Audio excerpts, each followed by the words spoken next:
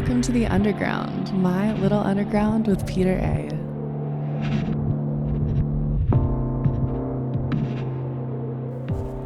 It's My Little Underground. I'm Peter A. This week on the show, we have Dr. Katherine Rye Jewell, professor of history at Fitchburg State University and historian of the business and politics of culture in the 20th century United States. And today on the show, she's talking about her latest book, Live from the Underground, which gives a very detailed history of college radio and its larger influence. This book is fascinating. It's the perfect book for someone like me to read who comes from college radio, and I highly recommend anyone who loves history, that's into music a little bit, and maybe college radio. And this is the last episode of 2023, and what a way to go out with Dr. Katherine Rye Jewell right here on My Little Underground. My Little Underground. Katherine Rye Jewell, thank you so much for coming on My Little Underground. It's great to have you. It's great to be here. Thank you so much for having me. Yeah, your book, Live from the Underground, is remarkable. It's a great history of college radio and learning like the ins and outs, and from the political level to the actual student culture level and the music industry aspect of it. It's amazing to see all sides of that just culminated in your book. And I haven't read the whole thing yet, and from what I've read from it, there's so much to talk to you about from like the first 50 pages I was reading it. But before we get into the book, I want to just find out, talk a little bit about yourself and some of the courses you taught and a little bit of your college radio experience. So you've taught a class about hip hop history and culture. Is that right? I have, yes. Tell me a little bit about that course. Sure. So it was one of these courses where I was really excited to teach it. And then, of course, the first time I was scheduled to teach it was fall of 2020. So kind of coming back sort of from pandemic lockdown into a very socially distanced classroom. It was a hybrid class, so we only met once a week. And it was 25 students in a lecture hall for 100. So everyone was totally like spaced out. I couldn't see them. We're all masked up. And it was like exactly the opposite type of venue that I wanted to teach that class in, because I wanted small group work. I wanted discussion. I wanted collaborative work. And so it forced me, in the end, so it wasn't the class that I wanted it to be, but it made me think about ways of teaching in totally different methodologies, and actually really opened up my teaching in ways, when you kind of open yourself up to hip hop culture and the way of doing music and doing art and learning and collaborating. And I embrace that methodology in the classroom. It totally transformed my teaching. And so I've been able to teach it hybrid, online, and then in person twice, where it meets twice a week. And so it's been really fun to try out the class in these different methods of teaching, these different venues, and getting students to be really hands-on with their learning. So I taught it last time was last fall. And, we went outside in October and did double Dutch when we read about Kierkegaard's work, so it was very, and we made this big art project at the end of the semester to really try. Of course, somebody in my house just set off a smoke alarm. So hopefully I can hear people rushing. Hopefully it will not be too disruptive. The cat. I can't hear any of that, so it's okay, not good. a problem. I have my good mic. It's directional. The smoke alarm is coming from up. So yeah. Not too I'm loud. I'm omnidirectional, so you're gonna hear some background New York City noise too, which is not, I like the ambiance, so that's good. That's good. Yes. As long as it's not fire No. in the house. Yes, good. It's good. Yes. So I taught that course.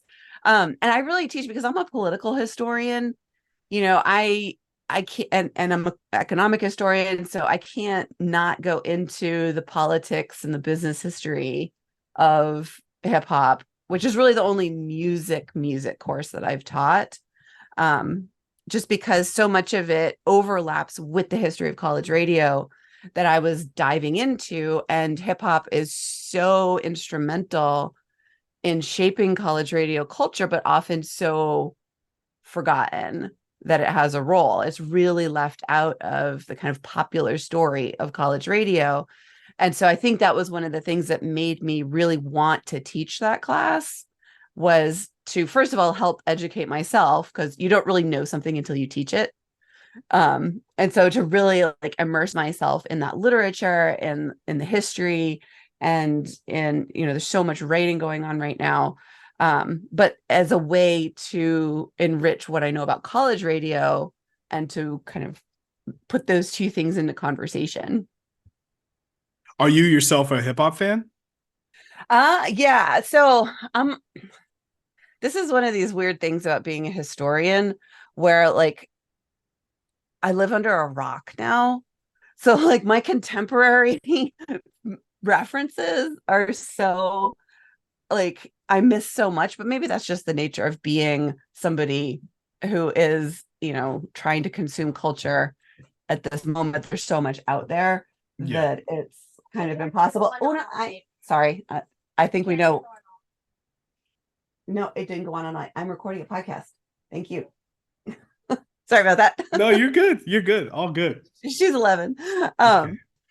So so my knowledge is like, it is always like filtered through the like nerdy lens that I have on the world of like politics and culture. But of course, I listen to it as much as I can. And my claim to fame from my college radio days is I did meet Madlib and Peanut Butter Wolf. Awesome. Awesome. Because DJ Egon Ethan Alapat was at my station when I was there. Yeah. Who worked, did the Mad Villain record and sort of hooked them up, or was part of that scene and hooking them up. And so I can't ever consider myself like knowledgeable about music, because I went to college with somebody like Egon, who has probably one of the most extensive record collections like in the country. And he was like always like going in and out of his room. It was his dorm. We lived in the same dorm with like these crates of records, like off to like commune with the record execs at Stone's Throw or something like that. So it's like, I'm such a dork. Like I'm like, I don't know anything. Yeah. Like he's out there like sourcing like the one beat used on this record in 1996 that he like went and found the original pressing, and then like it's 4 different versions, and like went and talked to the drummer and like recorded an like interview. Like it's just such an encyclopedic mind that I can never compare. Right. A good portion of my hip hop collection now is from Stone's Throw. Like I got all the Quasimodo albums, and I have Peanut Butter Wolf's album that had one of the first Quasimodo appearances. So that's pretty much like my lane as far as hip hop is now. So so about your experience at WRVU at Radio Vanderbilt University. So tell me about the culture of that station, and did you guys have a format, or just paint me a broad picture, the cliff notes of your experiences at that station? So like other college radio stations, we were a formatless format, and that it was block scheduling. So you would get your 2 hours in which you could do whatever you want. The thing is that there still was a little bit of a format, and there were certain requirements that if you didn't have a specialty show that kind of focus on one particular thing, where pulling in things from kind of the general collection didn't make any sense. And I, fell into that category. I just had like a general kind of like indie rock show with some eclectic stuff that we would find at the thrift store thrown in. And the powers that be at the station, who came a couple generations before me, so they were there from like maybe like 91 through like 96. They were really reacting to the kind of homogenization of college radio that happened as like modern rock alternative was getting really big, and CMJ was getting really influential, and it was, college rock was seen as being what college radio was about. And they were really worried that the station was going to fall into too much of a rut of just following what the hits on college radio looked like. And so they were really trying to force DJs to branch out and to educate themselves about music that they wouldn't otherwise necessarily pick up. And so if you had one of those general shows, you also had to play, I forget how they were coded. It was like a black dot and a yellow dot, I think, or a red dot. And you had to program in at least, I think, two of those. I think so. The black dots, I'm probably not going to remember which one's which. Not that it matters. Was a jazz selection, and then the yellow dot was either like a world, classified world, or kind of like non-Western music source. And so there would always be this sort of, mental gymnastics of like, okay, how am I going to fit my jazz selection next to my stereo lab? Does stereo lab count as jazz? Like, I don't know. Like, it's not a black dot. So we didn't have, there would be like the new releases, and they would try to give, have you play something from the new release cart as well, or a local artist. And in general, though, anything went. You could, were they going to kick you off for not playing a yellow dot? No, nobody was like enforcing this, but it was kind of baked into the ethos of the station. And so the DJs really took that very seriously. As my job as a DJ is not just to come in and play only the things that I love and to never like branch out and play something new. But it was always very exploratory in its culture. Wow. But my college radio experience was a little bit similar to yours in the sense that, there wasn't like a lot of formatting, but like each of the specialty shows, they had like a rigid format in the sense that okay, there's 3 hip hop shows. Okay, this is the indie rock show. So if you play anything that kind of diverges from that, it's like, wait, why are you playing that? But like music was changing so fast. It's like, it's really hard to pigeonhole someone, but like, I didn't want to do that to myself. Like after a while, I'm listening to my show. I'm like, okay, this is starting to sound very similar. Let me get out of my comfort zone, or let me just find something else that makes it more fun for me to listen to and for the listener. So that's really cool. Like they had you guys kind of like, to kind of expand your horizons, because that's what the hosts think they're doing. Sometimes they are doing that, but like to the listener, like hopefully they're doing the same thing too. And then at the same time, we're all learning together, like, and learning different things about music and stuff like that. Yeah. So as a you were a history major, right? So what brought you to college radio? Was it because you loved music so much, or you just loved the medium of radio? Like, what was that? Yeah, I loved radio. Like it was always something that helped me feel connected. There's something about the liveness of radio that gives you a sense of, you can be kind of isolated up in your room or alone in your car, but you're able to kind of bring other people into your space in a really kind of intimate way that, as much as I love podcasts and stuff, right, that time shifting of it is a different listening experience. And so it was that kind of liveness of radio that I think I always loved. And I was a music, fan. The thing is, I grew up in Vermont. And when I teach my hip hop class, I have a whole spiel I do about like, why is this white lady from Vermont teaching you about hip hop? Like people are like, what hip hop scene were you like exposed to in Vermont? Like there wasn't one. There was no music scene. No, there was not. I mean, there was actually, there was like a lot of people who played like what is it? Contra dancing music, like folk music, I guess.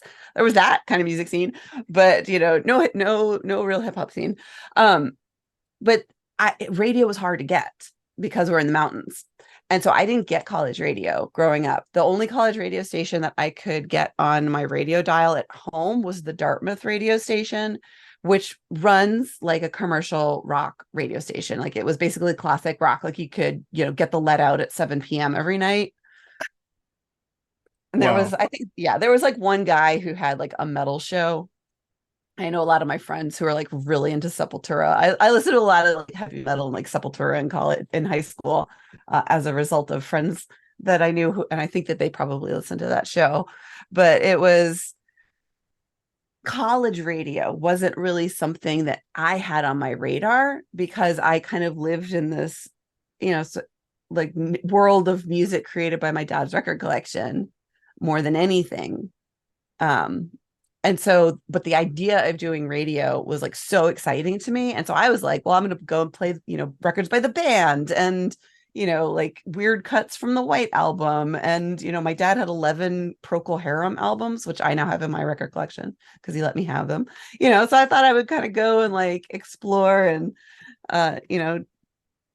make mixtapes. Like I'd always loved making mixtapes. And to me, that was basically what I did on the radio. But I was always making like weird mixtapes, like with a theme. And that was really what my show became. So we would do stuff like, this show is brought to you by the letter P. And so we would go and find like songs that began with P or bands. And that was how we forced ourselves out of our comfort zone. So if we're having to make a selection from the Black Dot CD, like, okay, what song starts with P? We're gonna play that one, like unless it was not allowed for FCC rules. Yeah. So my kind of weird musical upbringing or profile coming from Vermont actually ended up translating really well into college radio because I think it was that kind of spirit of adventure or just playing with music and creating stories that fit so well with that medium.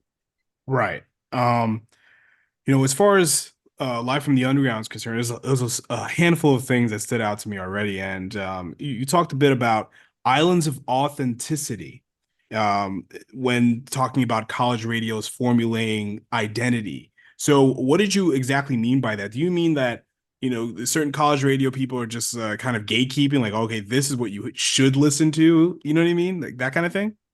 Yes. So I'm so glad you picked up on that term because it comes from another historian. His name is Doug Rossenow, and he wrote a book called The Politics of Authenticity, which was about like New Left activists in the 1960s, specifically at UT Austin.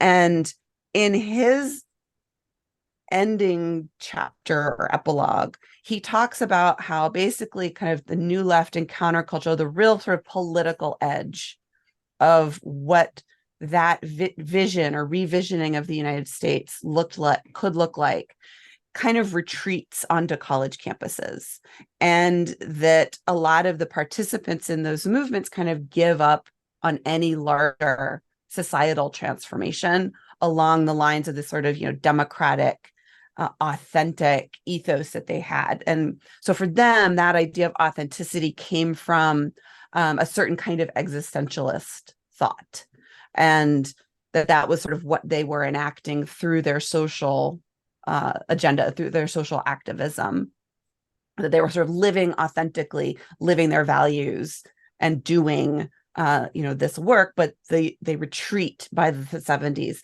to these islands of authenticity in these kind of protected, dare I say, safe spaces of college campuses. Wow. So it's kind of like what an echo chamber is, right? Yeah. So it's really difficult, a kind of a term, because it means a couple different things to me. Like on the one hand, you have these college radio stations that are in some ways shaped by those movements, that they are countercultural, but they don't have the links to those movements, that really they come out of sort of a different institutional project. They come out of communications programs. They're there to like teach people professional skills. But somewhere along the way in the 1970s, they developed this idea of educational radio, which I kind of described in my own profile, that is that educational mindset of like, we need to branch out and find music that otherwise you can't hear. That's the role of universities, and to find those authentic voices, that are being true to their values, and give them an airing, and hopefully contribute to culture more broadly.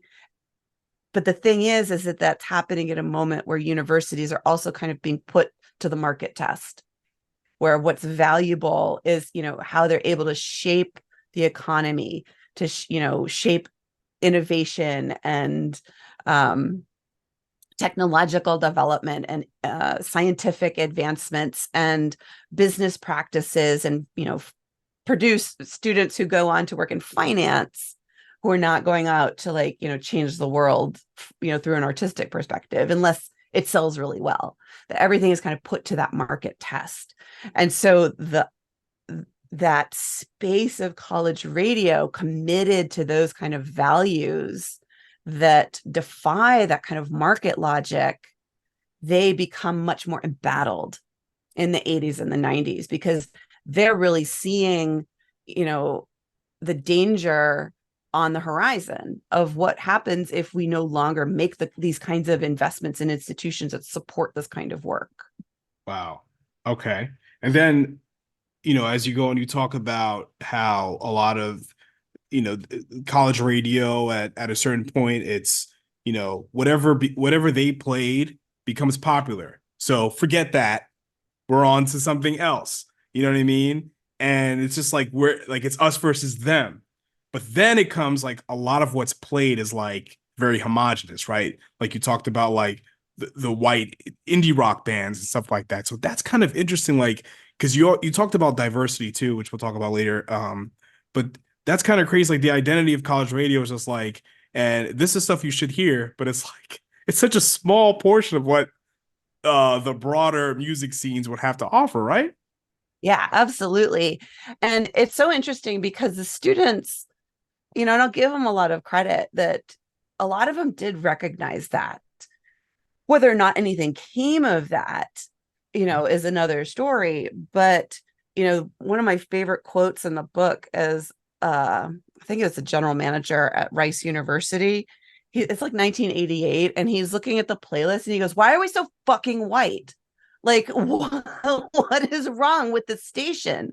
Like, we're in Houston. Like, there's so many communities out there that, like, we could be playing music from. Like, what is our problem?" And they get in, and they have this debate, which, takes some of the contours that you would probably expect. But, they're like, well, we're white because Rice University is white. And, the music industry itself is pretty white. And like, Yes. What are we supposed to do? Like, we're not going to go ahead and change it. Like, all we can do is sort of like hack away at our little corner over here and sort of, hold tight to our ethics. Oh, I got fireworks. Thank you, Zoom computer. That's cool. Excuse me. So they take very seriously this idea that they need to be pushing the boundaries of what's heard on college radio.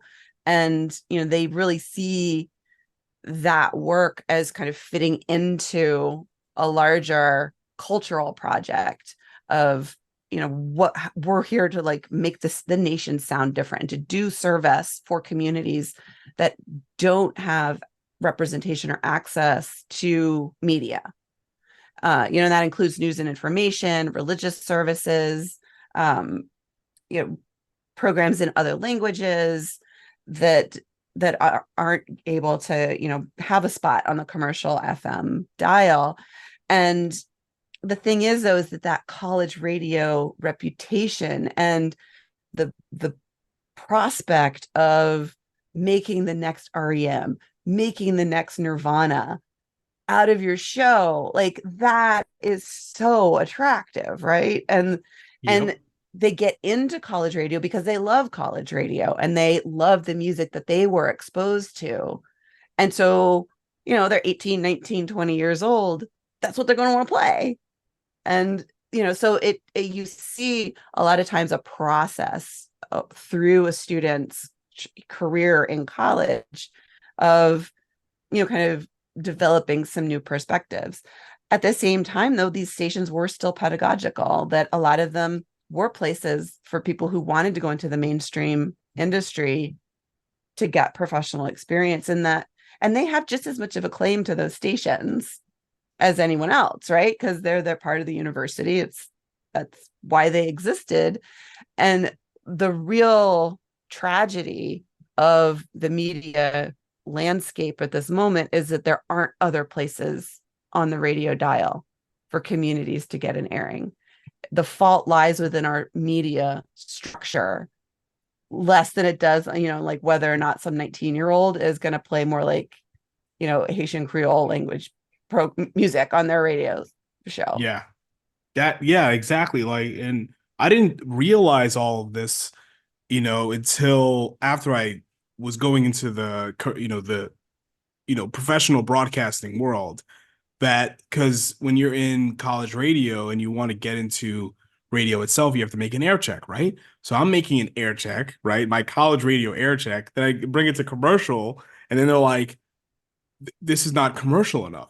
So I'm like, I had to make another demo that was like commercial friendly. So it's interesting, like, because the one world's supposed to help you get into the other, but it's like when you're in college radio, you have to be, you should be free and experimental, but that experimenting, it's not really appealing to the broader commercial landscape. So it's kind of interesting that you were talking about that. Like some of these people, they want to break out, send this band to the next level, but it's like when they get to that level, it's like they don't talk about the other world where it came from. You know what I mean? Mm-hmm. It's interesting. It's two different universes. Yeah.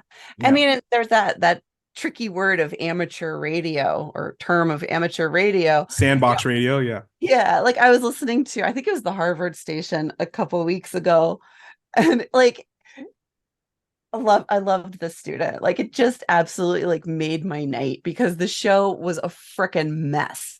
Like it was like songs would like cut off in the middle, then there'd be like long dead air. And then like the mic would come on and the levels were like totally wrong. And like it was just like all over the place. Like, but this is student radio. Like this student is learning. I love this.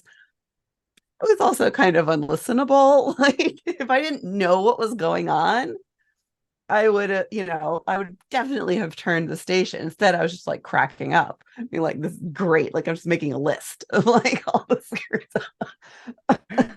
And so, and that is sort of one of the beauties of college radio is that it maintains that space where students can take risks. They can be on the airwaves in metropolitan Boston or Nashville or Atlanta and put themselves out there and risk screwing up, which is an educational experience. But at the end of the day, right, when you have to have that tape, you have to have those skills and those vocal qualities and all of the things to kind of get your foot in the door. And I always, the number one, I mean, when you've got a good Chuck D quote, you go with it. And so it's my most quoted thing probably about this book. And it comes from, he went back. So the last chapter, spoiler alert, is about the closure of WBAU on Adelphi University, which is where Public Enemy was founded, like literally in the radio station. Bill Stepney was the program director. And, and I talked to the station engineer who used to drive Flava Flav home Saturday nights back to his mom's house like after his show. But Chuck D came back. And so it was a very bitter loss when that station was sold. And eventually the university kind of came back around. I mean, and they sold it, just as a side note, because basically the university president didn't think hip hop was intellectual enough of a profile. I mean, at the station that launched Public Enemy, it's like it's so mind-bogglingly maddening. It's kind of hard to wrap your head around, which is why it got a whole chapter. Anyways, Chuck D eventually the university kind of comes around. It rights the ship, that they definitely got rid of that president. Like he was corrupt in like so many different ways. And so eventually Chuck D comes back and gives a talk at Adelphi, and he talks about the experience of doing student radio. And he says, that is where I found my voice. That was where he figured out how he wants to communicate his art and his ideas and his message to the world. It gave him that space to figure that out. And what I love about that quote is, yes, I love, okay, WBAU made Chuck D and Public Enemy. That's amazing. But also, he just gave the perfect encapsulation of that liberal arts university mindset of how do we blend giving students professional experience. Bill Stepney uses that to go on to CMJ to found the first hip hop chart in the nation at CMJ with the beatbox chart, and then on to Def Jam.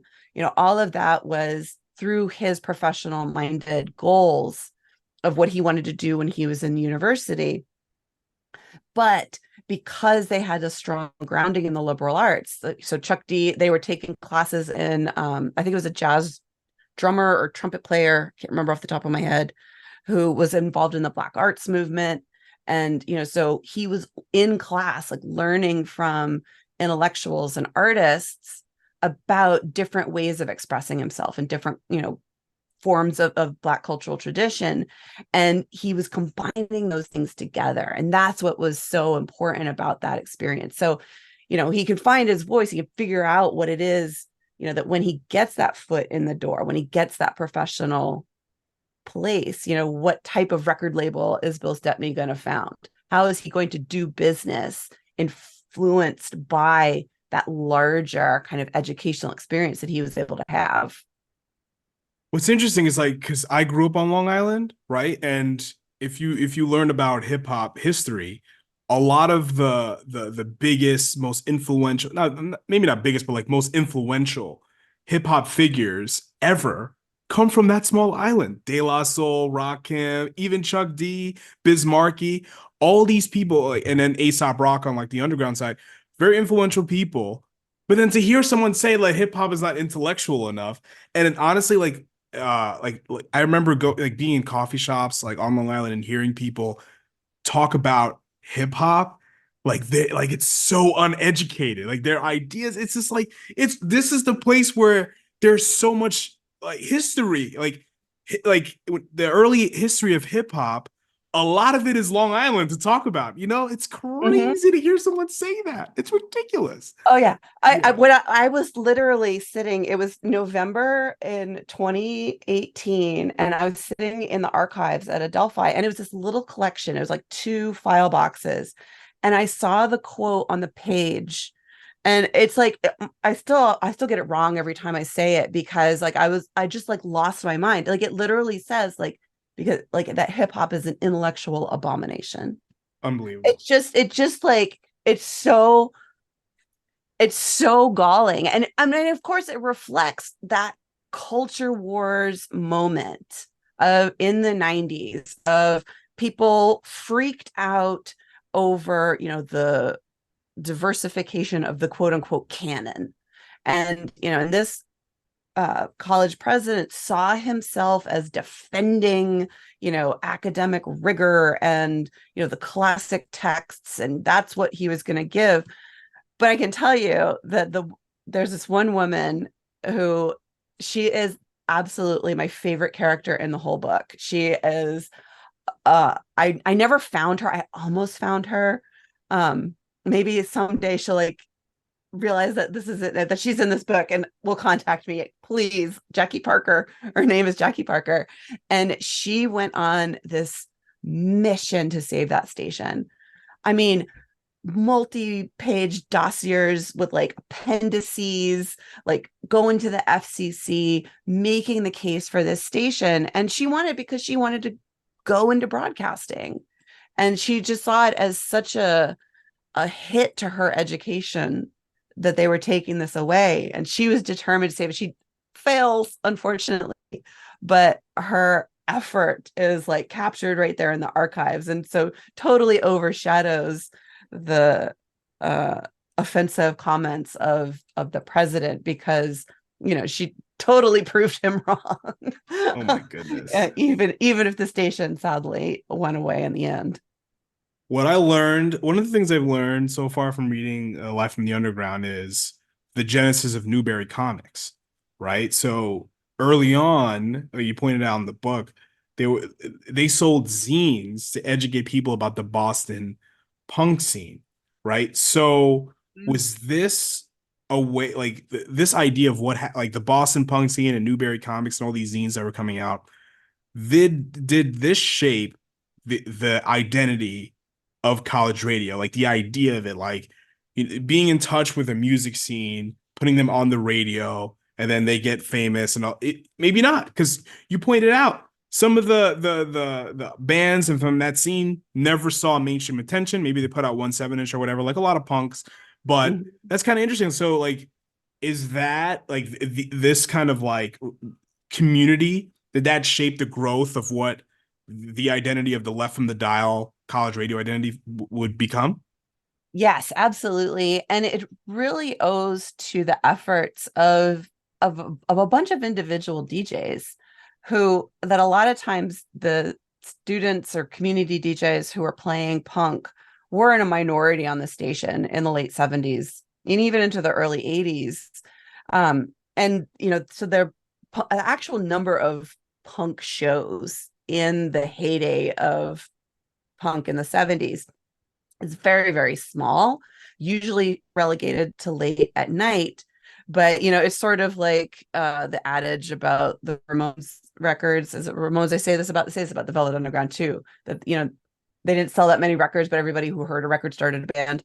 Yeah. Right. It's the same kind of punk phenomenon that's happens with college radio. Those shows were really influential, not only because they were reaching kids and exposing them to this music in their bedrooms, in high school or whatever, but because they were talking to each other. That punk scene was really dedicated to tracking what was going on. So you've got somebody like Bruce Pavitt in 1980 and out in Olympia, Washington, really paying attention to what's going on in every other scene, collecting as much information as he can, or the zines that would catalog what's going on across the state and create little like kind of guidebooks to the underground so that anybody who is interested could always find more. And so I think that's what I love so much about the connection between the zines. The zines are totally wide open. They're the things that capture the width and the breadth and the scope and the craziness and the zaniness of these scenes. College radio doesn't capture anywhere close to as much of that, but they are important nodes of contact for those people. So you'll have that one DJ who's got a zine who's able to like connect to these people over here. And so together they kind of supplement what's going on at the underground ecosystem of these businesses that are starting venues, promoters, little labels, and touring, that they're able to kind of help be a kind of information clearinghouse in a similar way that a lot of the zines were, of helping to connect bands going on tour. Oh, you can, oh yeah, they could call up the radio station and say, "You sure you can like crash on my dorm floor after your show?" Or, my friend's got a house, you guys can stay there. That they really facilitated those networks. When I think about Newbury Comics, right? Like now it's a big retailer, but I think it's almost like a personification of like a college radio DJ that wants, aspirations either to get into the music industry or getting into the broadcasting business. Now it's a major business with retail locations all across the country. But however, I still think Newbury Comics still has that kind of ethos within it, because I would go to Newbury Comics and find a record or whatever CD from an artist that I found out about through the college radio system, or whoever is like buzzing at the time, because you can find an album from a band like Always or like a metal band like Lucifer at Newbury Comics. Mm-hmm. It kind of has that kind of like aesthetic, even though it's in malls. You know what I mean? Yeah. It's kind of crazy to see that, and reading your book and learning that, oh, that's where they get it from. That's Mhm. why they are who they are. Yeah.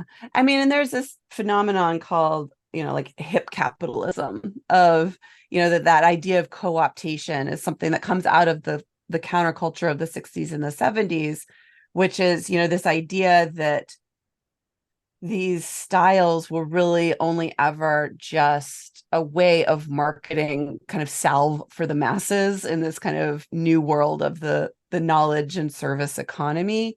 And that, now we have, these kind of trappings of style and individuality that can be kind of sold back to us. And all of that's true, right? But those of us who remember what it was like to not have a Newbury Comics or not have the internet and access to that kind of information, now it's kind of an embarrassment of riches, for a kid to go in there and then like there's all this stuff that you love that allows you to kind of try on these different identities and also discover new things, that it kind of cultivates that love of finding something new as much as it does kind of putting on some costume of, I'm the goth kid this week or whatever, right? Yes, 100%. Because when you look at like early punk, right, the costume of that, right, the spiky hair, and then grunge in the 90s, the flannel shirts, and then even hip hop, the big gold chain, the Mhm. jumpsuit, the LL Or now Cool your J. backpack, right? Yeah, you gotta have the backpack, get all this stuff. It's like, you look like, that identity is being sold back to you, even though it's already like it exists here, but it's being sold to you, which is crazy. That's interesting. When you talk about you talk a chunk about like racial diversity, either within staff or in the music that's playing, especially at WRAS in Atlanta. There's been a lot of talk, within the book, like, okay, you're not playing a lot of Black artists, but then they would say, well, I hear this, and this at this time, but like the most of the music that you're playing, it's not there, it's not even. So it's kind Mhm. of like, from I guess from your research, from every station you've researched, not every station, but like a good amount of them, and even from your own college radio experience, has racial inequity been pointed out, or have you noticed it, or has other people noticed it, didn't say anything? Because I know I've noticed it myself from what I was playing, like, okay, no, this has got to change, or what's being sent to us by Mhm. charting stations or other labels. Mhm. Yeah, and I think in some ways what's going on at these universities is a longer continuation of the Black campus movement, or the, like Latinx students, Chicano students of the 60s and the 70s, that the critiques that they are making about the curriculum and about institutional access, that conversation is continuing into the 80s and the 90s. And the thing is, it's happening through, in this moment, through sort of this, lens of the college radio schedule, which has certain limits on it. So what it does is it kind of structures those conversations in particular ways and actually makes people, so on the one hand, it kind of limits the conversation, but on the other, it kind of makes people show their cards in interesting ways. Because so at WRAS, basically, a group on campus looked at the radio station and were like, okay, I listened to the radio for like 6 hours and there were like 4 Black artists. Like, that's ridiculous, so play more. And so the radio station's like, yeah, like we want to play more Black artists. Like, that's what we do. So, we'll increase it to like 6. And, and they're like incorporated as part of our sound. And that's integration, right? We're integrating the playlist, we're integrating the hours. But on the other hand, you would also have specialty shows which would focus maybe only on, so at WRIS they had a show, I think this was there. I have a lot of radio programs in my head, so I sometimes mess up which one was where. I It's think fine. I think WRIS had African Vibrations, which was like a Yes. long-standing show. And so that was like a specialty show. And so they would maybe want to increase the hours of shows like that, so there's sort of the two different methods of, are we going to incorporate more Black artists into regular rotation? So you have white DJs playing Black artists, and they're being more educated in branching out and doing sort of that, do that approach without diversifying the roster of DJs? Or is it, like, do you try and diversify your roster of DJs? But, and this is where it got sticky. And this is an example that's not in the book. It's actually going to be in the first book, which is about Cornell in the 70s, and I talked to one of the students who is involved in this, and I asked him very specifically about this idea of specialty programming. And he was part of a group called Black Radio Ithaca, which was networking across the different stations in Ithaca, playing similar music, sharing information, news programming, and sometimes DJs, and playing for very specific communities so that they could get more of, so the Black community of Ithaca could get more coverage across these different college radio signals. But they were classified because he had a show in the general rotation, right, that we're going to integrate the playlist. But because he was Black and played more Black artists on his hours, they said, well, you're a specialty show. And so you have to reclassify your show. He's like, no, I'm just playing the regular rotation. I just happen to play more Black artists, and I'm affiliated with this group, but it's not one of these shows that's like affiliated with Black Radio Ithaca. I just happen to be like involved in it, but I'm like a regular DJ. And so you could see these, like, you could see kind of the wheels turning of the radio staff being like, well, we really mean well. We want to play more Black artists. We want to integrate the rotation. We want to educate the white DJs about the value of Black music. But the identity of the DJ did matter, even if he wanted to have a kind of colorblind ethos. And so you can see how these terms and these ideas they're slippery and they're messy, but underlying it are sort of these two different philosophies of how are we going to use radio to do this larger cultural work? What is the way? And a lot of times what the quote unquote right way is to bring more people into the station, into positions of leadership, that it has much less to do with what's actually going out on the airwaves and more to do with who's in positions of leadership at the station and kind of what's going on behind the scenes, because then you're having more of a robust conversation. Whereas at like at WRIS in that example, one of the problems was that there are few Black DJs on the station, but there's a lot of Black students and they're listening to the station. They're like, who's programming this? And so ways to bring more students in to get their voices on the airwaves was what needed to happen, so that you wouldn't have that kind of artificial division of like, well, we're the students listening to the station. Here's what we want. And a lot of times what they wanted was very popular.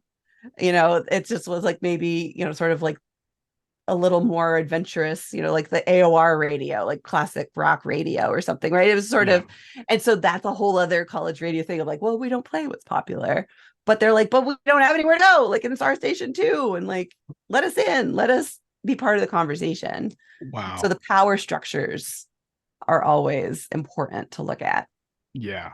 So lastly, regarding CMJ, right?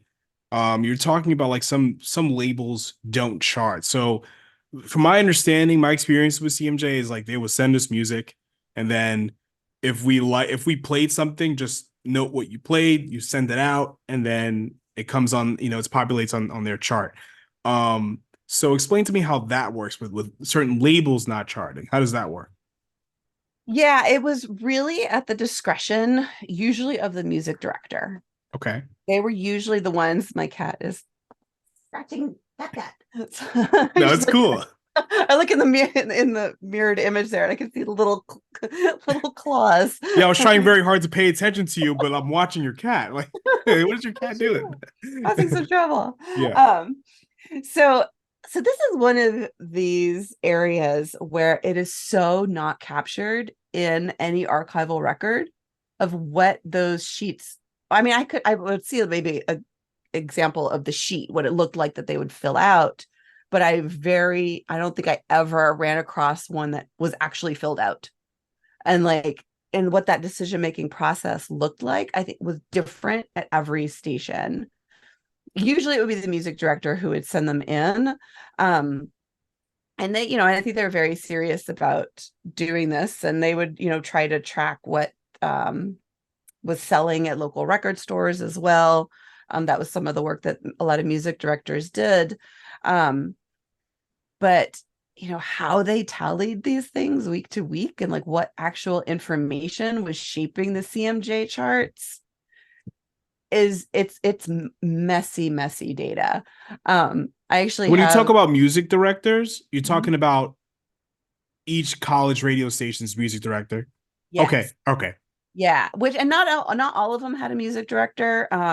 They really don't start to get put into position until the early 1980s, when the music industry really, becomes very interested in this data that they're collecting. Right, so it's work to do that, but it does sort of become the music director's role of kind of creating that sense of what is our musical identity as a station, what are we playing, and where are we reporting that to. Did some cook the books? Probably. But it probably was also still relatively representative of what was popular. I'm sure there were some who were like really trying to mess up CMJ. Yeah, I submitted when I was doing it, before it like kind of collapsed. I would just send what I was playing, because I'll be the only one kind of participating. Like the other specialty shows would not. Like I'd be the only one, so it would just be my chart. So it's kind of it's insane, because I would chart what I'm actually playing, but here's another thing. Some of the stuff that I was playing was not necessarily worked through promo companies and other labels. It was just like local artists that I would find, and like, oh, I like their music, I'm playing it, so I'm gonna put it on my chart. You know what I mean? Yeah. And I think it has to be that way at a lot of stations, because I just can't picture music directors sitting down every week, and tallying every single playlist. And sometimes maybe they used requests, like what's the most requested song. So, the noisiness of the CMJ charts is great. So like kind of, the most popular bands at any one moment do kind of rise to the surface of the CMJ charts. But when you dig into those granular lists, things get, and I've tried to do some data crunching on this. I have a Substack post that details how I used the app Obsidian to try and map these networks. It's not perfect by any stretch of the imagination, but it did kind of give a window into like, I have this one station, like all of their reports are like way out here. Nobody else is playing them. Like, what are they doing over at that, WZBC at Boston College or something? Oh, so what you're saying is like some CMJ charts over the years, like at least let's say the top 10 artists may not even be the top 10 artists. Because like, wow, because somebody can be playing something so obscure many times, but they won't chart it at all. Yeah. Or the most, like the most popular are going to be the most popular, the most played, the most requested. Those will probably shake out of the data. Okay. But the data that I want is that breadth and that diversity, because that's one of the most frustrating things about doing this work is I know how much wacky stuff and out there stuff has been played on college radio that is completely lost to us as historians of that what we all think of as that college radio experience of listening to that curated show. So few records remain of those shows, especially over time, to kind of give a sense of what was being played. And so that was really what I was trying to do in that data, was to capture some of that breadth, because I made these playlists that they're very, very long, like over 25 hours each, one for each part of the book. And I drew them all from the archives and from CMJ charts, but it was like record orders in the 70s and some playlists here and there. And I just know that, like, the diversity and the exciting kind of adventurousness of it is not captured in those playlists. Interesting. So lastly on CMJ, right? Mhm. It's safe to say like the CMJ chart influenced a lot of formatting in commercial radio stations, right? Like that one station in Connecticut. Absolutely. Yeah, because it basically is an industry mind. It's a tip sheet. It's designed to show, hey, college radio is there. It's got influence, that there's something going on here that's important. And that's definitely what Bobby Haber, who founded it, recognized. And he recognized that it could do really good work.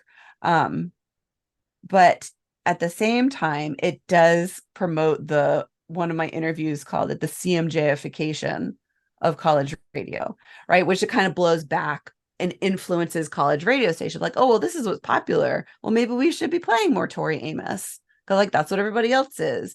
And in that kind of geography of college radio, it's true that you have a lot of college stations that are sort of emulating what's going on CMJ, as opposed to pushing back and forcing CMJ into new territory. And whether that's because of what their music directors were reporting, or if that actually reflects the culture of the station, maybe it's just another format that we can use to get our professional experience, and it maybe doesn't have the same kind of artistic mission, we'll call it, or exploratory mission across all of the shows. But CMJ does sort of have that homogenizing effect a little bit, and not a little bit, a lot. Fascinating. Well, Katherine, I could keep you here all night just talking about this book. And when I finish it, I definitely want to have you back to explore a lot more ideas that I uncovered. And I think this book is so important, Live from the Underground. Like, anyone who's listening, please buy it. I'm going to link it in the description so people can go check it out for themselves. And Katherine, I thank you so much for coming on My Little Underground. You're welcome back. I'm going to have you back in the new year. It's going to happen. So let people know where they can find the book and where they can follow you on socials and etc. Yes, thank you so much. That was very kind of you to say. I am on Twitter, or X, or whatever it's called. It's KITISJEWELL. This is my 7th grade nickname, and it stuck as my Twitter handle. Kate Jewell at Instagram and Threads, and Kate Jewell at Bluesky as well. And the book is available wherever books are sold, bookshop.org for your local independent retailer. I am available on the Big A as well, the big box store in the cloud, and also directly from UNC Press. Thank you so much, Katherine. I appreciate you so much. Well, thank you so much. I really like being here. My Little Underground.